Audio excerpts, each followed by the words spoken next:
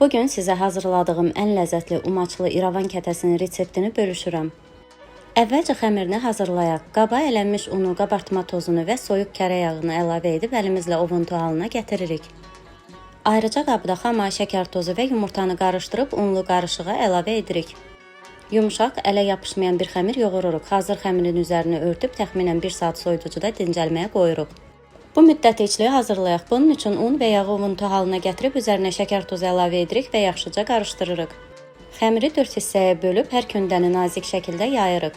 İçliyin xəmirə daha yaxşı yapışması üçün üzərinə yumurtanın ağını çəkirik və içliyi səpirik.